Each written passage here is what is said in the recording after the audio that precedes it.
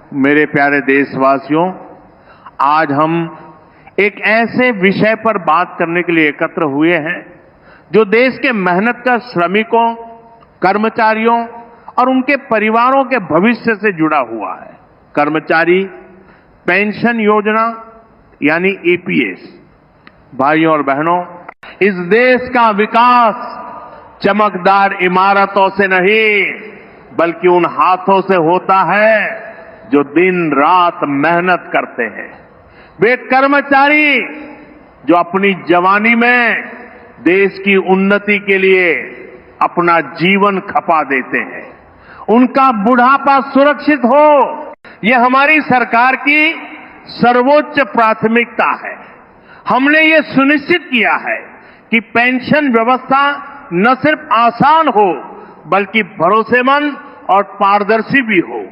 आज ईपीएस का लाभ लाखों परिवारों को सुरक्षा देता है, चाहे वह कर्मचारी हो, उसका जीवन साथी हो या उसके बच्चे। मेरे मजदूर भाइयों और बहनों, आपकी पेंशन सिर्फ एक राशि नहीं है, ये आपके वर्षों की निष्ठा और परिश्रम का सम्मान है। इसलिए हमारी सरकार लगातार प्रयास कर रही है कि पेंशन योजनाएं, हम यह भी सुनिश्चित कर रहे हैं कि किसी भी कर्मचारी को अपने अधिकारों के लिए दफ्तरों के चक्कर न काटने पड़े। डिजिटल व्यवस्था के माध्यम से आपके दस्तावेज, आपकी सेवा इतिहास और आपकी पेंशन सब कुछ आपकी मुट्ठी में मोबाइल पर उपलब्ध हो रहा है। भाइयों और बहनों, आज की इस विशेष रिपोर्ट का समर्पण उन लाखों चेहरों के नाम है जिन्होंने अपनी जवानी के 60 बसंत किसी कारखाने, किसी दफ्तर, किसी संस्थान की नींव को मजबूत करने में लगा दी है, जिनके हाथों की मेहनत ने इस देश की अर्थव्यवस्था की रफ्तार तय की और आज बुढ़ापे में वही हाथ एक इज्जतदार जिंदगी की उम्मीद थामे है। कल्पना कीजिए, वह पेंशन जो बरसों तक महज 1000 पर अटकी रही, अब बढ़कर 7500 प्रति माह हो जाए। और सिर्फ इतना ही नहीं, इस पर अलग से महंगाई भत्ता यानी डीए भी मिले। ये सपना अब हकीकत के करीब पहुंचता दिख रहा है। कर्मचारी पेंशन योजना 10,995 यानी ईपीएस 95 के तहत लंबे संघर्ष, अधिकारियों से मुलाकातों, धरना, प्रदर्शन और लगातार ज्ञापनों के बाद एक ऐतिहासिक सहमति बनी है। न्यूनतम पेंशन को 1000 से बढ़ाकर 7,500 प्रतिमाह किया जाना तय हुआ है। साथ ही इस पेंशन को महंगाई भत्ते से जोड़ने का ढांचा भी स्वीकार किया गया है। विभिन्न स्रोतों से प्राप्त जानकारी के मुताबिक साल 2025 में लिए गए इन फैसलों के आधार पर ये नई न्यूनतम पेंशन अब चरणबद्ध तरीके से देश भर के पेंशन भोगियों के बैंक खातों में पहुंचना शुरू हो रही है। ये कोई साधारण सरकारी ऐलान नहीं है, बल्कि उन करोड़ों मेहनतकश बुजुर्गों की जीत है जिन्होंने अपने जीवन का सर्वश्रेष्ठ समय इस देश के निजी क्षेत्र की सेवा में लगा दिया है। जो हमारे पुराने दर्शक हैं वो जानते हैं कि आज के दौर में महज 1000 की पेंशन पर गुजर बसर करना है कितना दुष्कर था। रोजमर्रा की जरूरतों, दाल, रोटी, किराया, बिजली, पानी, दवा, इलाज के बीच ये रकम एक कड़वे मजार से ज्यादा कुछ नहीं लगती थी।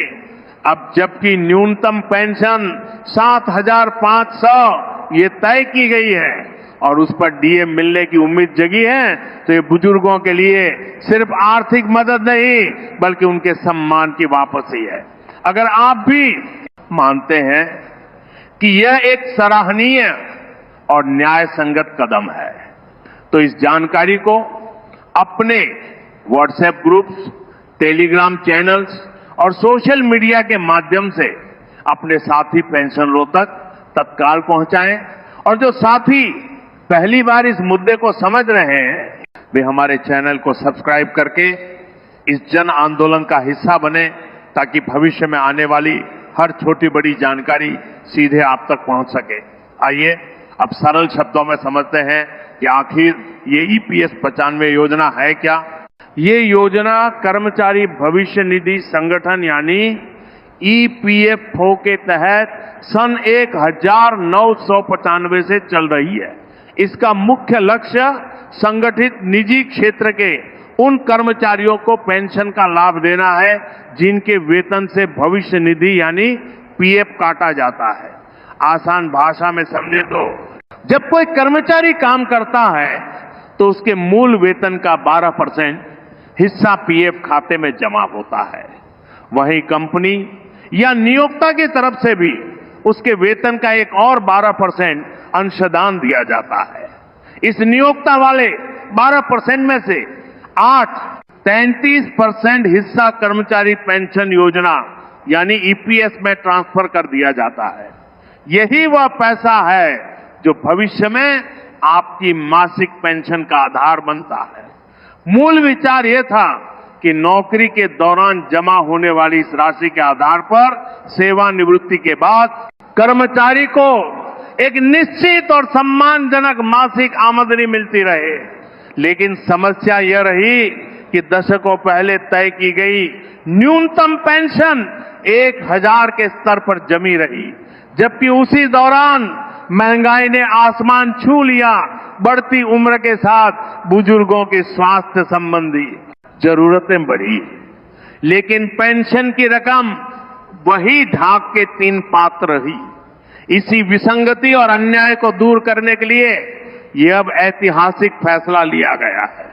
न्यूनतम पेंशन को 7,500 प्रतिमाह किया जा रहा है और सबसे अहम बात, इसे महंगाई भत्ते से जोड़ने की व्यवस्था पर मोहर लगी है। इसका सीधा मतलब है कि यह बढ़ोतरी सिर्फ एक बार की घटना नहीं रहेगी, बल्कि भविष्य में बढ़ती महंगाई के अनुरूप इस पेंशन राशि में भी स्वचालित रूप से इजाफा होता रहेगा। कई वित्तीय विशेषज्ञों का अनुमान है कि यदि महंगाई भत्ते की दर लगभग 50% के स्तर पर बनी रहती है तो 7,500 की मूल पेंशन पर कुल मिलाकर राशि 11,250 के आसपास पहुंच सकती है। ये कोई दूर की कौड़ी नहीं, बल्कि एक साधारण गणित है। 7,500 का 50% 3,750 बनता है। दोनों को जोड़ दें तो कुल राशि 11,250 हो जाती है। जो साथी इस गणना को समझ रहे हैं वे कमेंट सेक्शन में जरूर बताएं कि वर्तमान में उन्हें कितनी पेंशन मिल रही है और इस नई व्यवस्था से उनके जीवन में कितना सकारात्मक बदलाव आ सकता है। आपका यह अनुभव हजारों अन्य सब्सक्राइबर साथियों के लिए प्रेरणा और आशा का स्रोत बनेगा। अब ये जानना करके करेंगे सत्कार में परिवार को करेंगे, लेना जरूरी है कि ये लाभ किन किन लोगों को मिलेगा और इसके लिए क्या शर्तें हैं। ईपीएस 95 के अंतर्गत न्यूनतम 7,500 की मासिक पेंशन पाने के लिए कुछ मूलभूत पात्रता मानदंड निर्धारित है। सबसे पहली शर्त तो यह है कि आप कर्मचारी भविष्य निधि संगठन के सदस्य रहे हो और आपके नाम से ईपीएफ खाते में नियमित रूप से योगदान जमा हुआ हो। दूसरी महत्वपूर्ण शर्त यह है कि आपकी कुल सेवा अवधि कम से कम 10 वर्ष की होनी चाहिए। 10 वर्ष से कम की सेवा वाले कर्मचारियों को इस पूर्ण पेंशन का अधिकार प्राप्त नहीं होता। तीसरी शर्त सेवानिवृत्ति की आयु से जुड़ी है। सामान्य स्थिति में पेंशन शुरू होने की न्यूनतम आयु 58 वर्ष निर्धारित है। हालांकि कुछ विशेष परिस्थितियों जैसे कि विकलांगता या स्वैच्छिक सेवानिवृत्ति के मामलों में इसके लिए अलग प्रावधान मौजूद है। चौथी और अंतिम महत्वपूर्ण शर्त यह है कि आपका यूनिवर्सल अकाउंट नंबर यानी यूएन और ईपीएफ खाता पूरी तरह सक्रिय और अप टू डेट हो। साथ ही ये जरूरी है कि आपका आधार कार्ड और बैंक खाता नंबर इस खाते के साथ सही तरीके से लिंक हो। ये सभी बातें शायद तकनीकी लग सकती हैं, लेकिन यही छोटी छोटी सावधानियां भविष्य में आपकी पेंशन के सुचारू प्रवाह की गारंटी है। जो साथी पहले से ही हमारे चैनल से जुड़े हुए हैं, उनसे मेरा निवेदन है कि वे अपने आसपास के पेंशन भोगियों को उनके यूएएन और केवाईसी को अपडेट कराने के लिए प्रेरित करें, और जो नए साथी अभी अभी आए हैं वे चैनल को सब्सक्राइब कर लें, ताकि हम भविष्य में इन प्रक्रियाओं से जुड़ी हर जानकारी आप तक सही समय पर पहुंचा सकें। दस्तावेजों की बात करें तो जब भी आप पेंशन से संबंधित कोई दावा पेश करना चाहें, कोई सुधार कराना चाहें या फिर कोई शिकायत दर्ज कराना चाहें, तो आपके पास कुछ बुनियादी कागजात का होना अत्यंत आवश्यक है। इनमें शामिल है आपका यूएएन नंबर, ईपीएफ की पासबुक या हालिया स्टेटमेंट, आधार कार्ड, पैन कार्ड, वो बैंक पासबुक जिसमें आपको पेंशन प्राप्त होती है, और यदि आवश्यक हो तो आपकी सेवा अवधि से जुड़े प्रमाण पत्र। इन सभी दस्तावेजों को पहले से एक जगह व्यवस्थित रखने से, चाहे आप ऑनलाइन माध्यम चुने या ऑफलाइन, आपकी बात जल्दी और प्रभावी ढंग से सुनी जाएगी। अब तो अधिकांश प्रक्रियाएं डिजिटल रूपांतरित हो चुकी हैं, इसलिए जो साथी मोबाइल फोन या कंप्यूटर का बुनियादी इस्तेमाल कर लेते हैं, वे ना सिर्फ अपना बल्कि अपने आसपास के उन बुजुर्ग पेंशनरों का काम भी आसान कर सकते हैं जो तकनीक से अपरिचित हैं। अगर आपको लगता है कि इस तरह की ही जानकारी आम लोगों तक बहुत कम पहुंच पाती है, तो कृपया इस वीडियो को लाइक और शेयर अवश्य करें, ताकि हमारे इस सामूहिक प्रयास की आवाज और दूर तक जा सके। अब बात करते हैं उस हिस्से की जो वर्तमान समय में पेंशन व्यवस्था को अधिक आधुनिक, पारदर्शी और सुविधाजनक बना रहा है। ईपीएफओ की ओर से लगातार ये प्रयास किए जा रहे हैं कि पेंशन से जुड़ी सभी सेवाएं समयबद्ध और निर्बाध हो। कई कार्यालयों में तो ये लक्ष्य निर्धारित किया गया है कि पेंशन के दावों की प्रारंभिक स्वीकृति, आवश्यक सत्यापन और अन्य औपचारिकताएं अधिकतम 15 दिनों के भीतर पूरी कर ली जाए। पहले जो काम महीनों तक खींच जाया करता था, अब उसे एक निर्धारित समय सीमा के भीतर निपटाने पर जोर दिया जा रहा है। भले ही यह कोशिश अभी हर जगह पूरी तरह सफल ना हो पाई हो, लेकिन दिशा स्पष्ट रूप से सकारात्मक है। लक्ष्य यही है कि देरी कम से कम हो और पेंशन भोगी को दफ्तरों के चक्कर कम लगाने पड़े। इसके समानांतर डिजिटल फेस ऑथेंटिकेशन के माध्यम से जीवन प्रमाण पत्र यानी लाइफ सर्टिफिकेट की सुविधा ने एक क्रांतिकारी बदलाव लाया है। अब हर साल बैंक या डाकघर की लंबी लंबी कतारों में खड़े होकर ये साबित करने की पुरानी बाध्यता धीरे धीरे समाप्त हो रही है। अब मोबाइल फोन या लैपटॉप की सहायता से घर बैठे ही कुछ ही मिनटों में अपना चेहरा दिखाकर जीवन प्रमाण पत्र जमा किया जा सकता है। विशेष रूप से बुजुर्गों और दिव्यांग जनों के लिए ये सुविधा किसी वरदान से कम नहीं है। यदि आप में से किसी सब्सक्राइबर ने इस डिजिटल सुविधा का लाभ उठाकर घर बैठे ही अपना जीवन प्रमाण पत्र बनवाया हो, तो कृपया कमेंट में अपना अनुभव अवश्य साझा करें। इससे अन्य साथियों को भी इस नए तरीके को अपनाने की प्रेरणा मिलेगी। पेंशन के भुगतान की प्रक्रिया को लेकर भी अब एक मजबूत ढांचा तैयार किया जा रहा है। अब ये सुनिश्चित करने पर बल इसका पाठ की जारी करें। ये सुनिश्चित करने पर यह जा रहा है कि हर महीने एक निश्चित तिथि, आमतौर पर महीने का पहला दिन या पहला सप्ताह पेंशन की राशि स्वचालित रूप से आधार से लिंक बैंक खाते में जमा हो जाए। इसका सीधा सा मतलब है कि ना तो कोई मैनुअल चेक और ना ही किसी अतिरिक्त आवेदन की जरूरत रहेगी। सिस्टम खुद ब खुद काम करेगा। जिन पेंशन भोगियों के खातों की केवाईसी प्रक्रिया पूर्ण है और आधार सही ढंग से जुड़ा हुआ है, वहां यह प्रक्रिया सबसे अधिक सुगमता से संचालित होती है।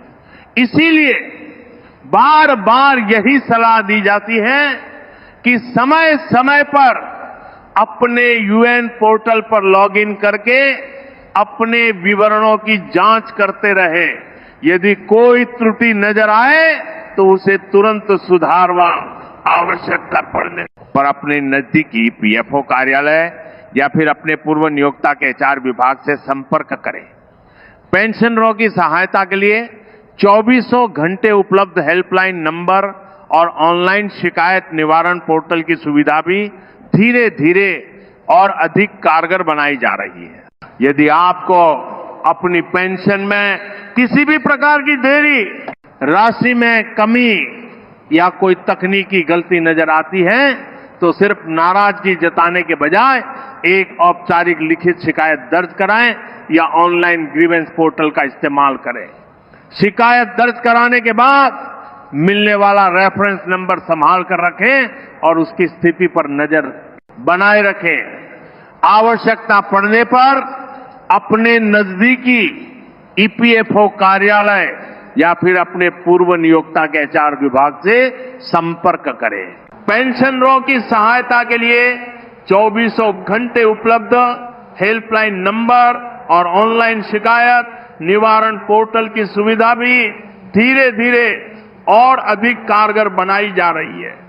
यदि आपको अपनी पेंशन में किसी भी प्रकार की देरी, राशि में कमी या कोई तकनीकी गलती नजर आती है तो सिर्फ नाराजगी जताने के बजाय एक औपचारिक लिखित शिकायत दर्ज कराएं या ऑनलाइन ग्रीवेंस पोर्टल का इस्तेमाल करें।